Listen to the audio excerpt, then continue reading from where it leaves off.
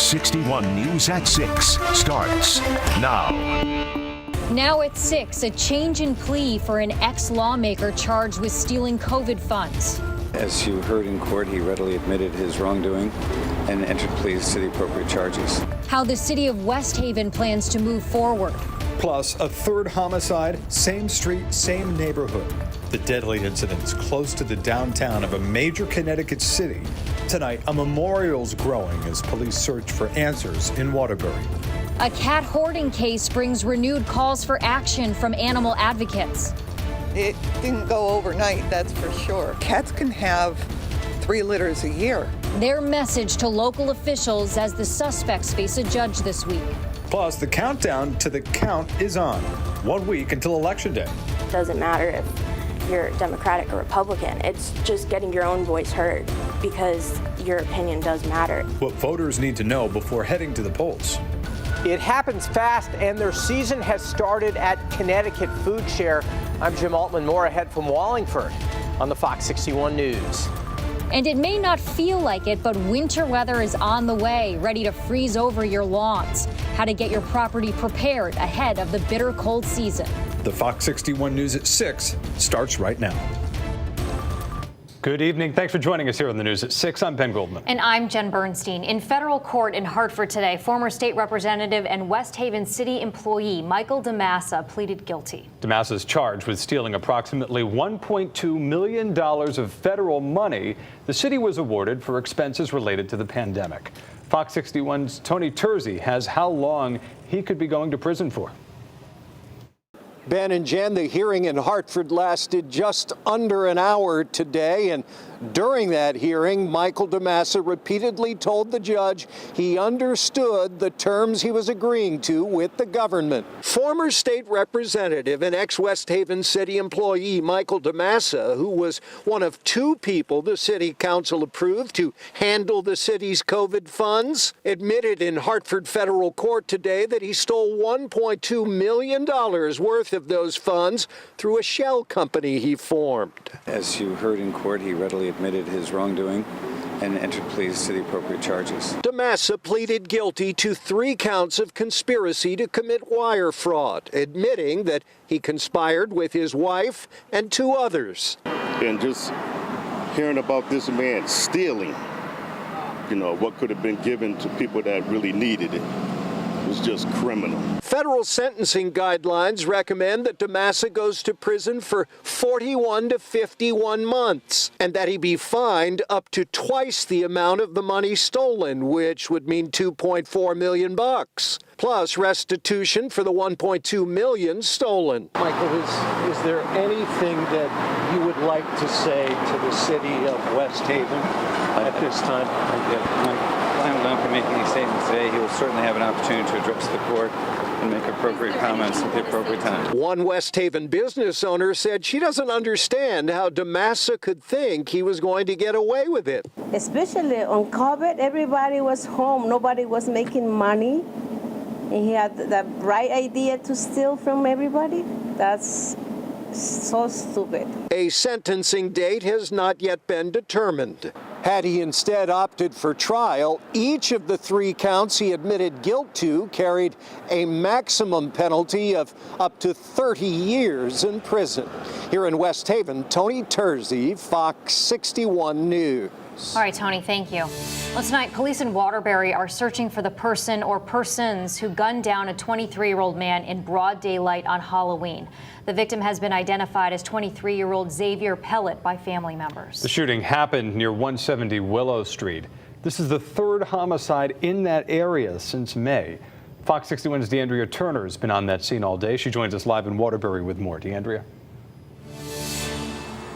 Well, Ben and Jen, I'm going to walk you through what these community members have faced in the last 6 months. The first victim being killed right here in May. The second victim being killed in the exact same spot in July. He's memorialized right here on this wall. He was only 18 years old, and he was friends with the third victim where we're panning to, who was killed just inches away, where this memorial is growing to honor him. One memorial for one life lost adds to another. That's him right here? Yeah. That's my boy. He's talking about 23-year-old Xavier Pellet, his cousin. He texted me last week, "I love you," out of nowhere. He was gunned down near 170 Willow Street on Monday, just months after his friend, 18-year-old William Beltran, was killed just inches away at 173 Willow Street. He knew him too, and he's in the pictures and stuff like that, so I know this was his home. In May, 32-year-old Eric Diaz was also gunned down near 173 Willow Street. 3 homicides in almost the exact same spot in a matter of months. The latest victim being gunned down in broad daylight. There's no way nobody caught that. Nobody's seen nothing. There's no eyewitnesses or nothing of what happened in broad daylight. There's no excuses for that. District 3's Board of Aldermen says that there needs to be a change in the area. He released a statement saying in part, quote, "I have continually advocated for a precinct police office on Willow Street. There used to be one, but funding ran out. We need police presence there again. I commend the police department for their continued efforts to keep our city safe." But these murders continue to pile grief on a community already coping with other losses. I'd rather say free you than long live you. Saying long live you hurts a lot. If it's free you, there's a chance of you getting out. And we have contacted Waterbury Police to see if we can find out more information about this latest murder. As soon as we find out more information, we'll update you here on air and online at fox61.com. For now, here at Waterbury, DeAndrea Turner, Fox 61 News. All right, DeAndrea, thank you very much. And turning to the weather now, a gloomy start to the day. Chief Meteorologist Rachel Frank joining us now. I guess feels like a Tuesday, right? Tuesdays usually. But the sun eventually came out, and it was nice out this afternoon. Warm, balmy. Never mind. It didn't feel like a Tuesday at all. I take it back. What does a Tuesday feel like? I know Jen what a doesn't like Monday Tuesdays. feels like. We got a little bit of a sneak peek of what is to come. A couple breaks in the overcast today and a little sunshine. Nick sharing this photo for us from Chester today. This is Cedar Lake. I love seeing the reflection of the clouds and the trees here in the water, and still some color out there, although it's definitely a little bit more subtle. Beautiful colors here. They're subtle there for the New Haven skyline, but you can see them as the sun sets here with temperatures in the mid-60s. And yes, it is warm out there today with temperatures in the low to mid-60s, and there's a lot more where that comes from as we head through the coming days. Temperatures tonight will drop from the 60s into the 50s. Overnight lows around 50. The average low temperature for this time of year is in the 30s. So we're going to be way above that. So a warm jumping off point just to start off the day tomorrow. And to finish, we're looking at highs in the upper 60s to right around 70 degrees with lots of sunshine and another nice evening ahead. It gets even warmer heading into the weekend. We'll show you the kind of surprising numbers coming up. All right, Rachel, thank you. Well, new tonight, we've learned shocking new details about a particularly horrific case of animal hoarding in Litchfield County. It's a story that we've been covering since the summer, and today, Fox 61's Matt Karen talked to neighbors who say it took 10 years for something to finally get done. Well, it's hard to imagine, but this one-level ranch behind me is where 189 cats, 2 dogs, and a ferret were found living in filth and various stages of neglect, and living alongside 8 people, including 2 kids who were taken into DCF custody.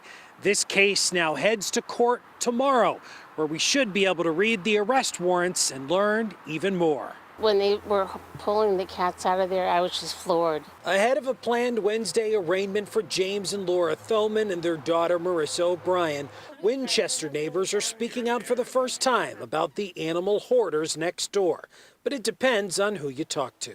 He was like a recluse. He never really came out. It's always waved, how you doing? Annette Newman told Fox 61 it's taken a long time of sounding the alarm for somebody to do something. We reported them to the Board of Health at least a half a dozen times over the last 10 years because of the smell. The smell was so bad, she thought it was a septic issue or a drainage problem with a nearby culvert. And I have small grandchildren. First thing those boys want to do is get to the water and play. But we couldn't let them down there because the smell was it was awful. But fellow neighbor Victor Duvorg told Fox 61 his thoughts are with the 2 kids, ages 6 and 10. torn from their home. Definitely a tough spot on any parent and any family member that stepped up to help out with those kids. Within a month of the story breaking in June, all the cats were taken to shelters and dozens were rehomed, including 2 by town manager Josh Kelly. There was no way that I couldn't, seeing the conditions that they were in. The rehabilitation effort was the work of multiple animal welfare agencies, including the animal law advocates of Desmond's Army. Hoarding is 100% repetitive behavior. Zilla Canamella told Fox 61 it's a balancing act between holding somebody accountable under the law and getting them the help they need for a mental illness. We would look for no contact order with animals, no possession order of animals. All 3 family members are charged with 106 counts of animal cruelty, including 2 counts of risk of injury to a minor. I'm told that a 4th suspect in this case could be arrested at any moment. And sadly, we also did learn 1 cat passed away. Reporting in Winchester, Matt Caron, Fox 61 News. Matt, thank you. Wallingford police are investigating into what started a fire at a playscape right in the center of town. Officers say they first arrived at the fire on Doolittle Park on South Elm Street just after 11 Saturday night. Firefighters put out the fire on the playscape, and the town's fire marshal says it was intentionally started. Anyone with information about what happened here should call police in Wallingford. Well, a new crisis response team is launching in New Haven today that will supplement the police department and respond to certain 911 calls. City officials in the Elm City joined together this morning to introduce the new Compass team, which will respond to calls about mental health, drug or alcohol or housing crises. The team is made up of social workers and peer recovery specialists. Right now, the pilot program is responding to calls from 10 a.m. to 6 p.m. Compass stands for Compassionate Allies Serving Our Streets. Mayor Justin Elicker says the crisis response team will help de-escalate certain situations and help to better use police resources. Attorney General William Tong announced legal actions against 2 alleged illegal robocallers. The National Anti-Robocall Litigation Task Force is asking a court to investigate Avid Telecom and One Eye LLC. The service providers allegedly accepted and routed fraudulent robocalls, including government imposter scams, fake legal threats, and phony offers claiming to be from businesses like Amazon or Apple. We have very serious and solid evidence against these bad actors already, and our investigation has found that these companies have routed all types of scam calls. Tong says One Eye and Avid have stopped responding to the task force. That task force is now petitioning to require both providers to cooperate in the multi-state investigation.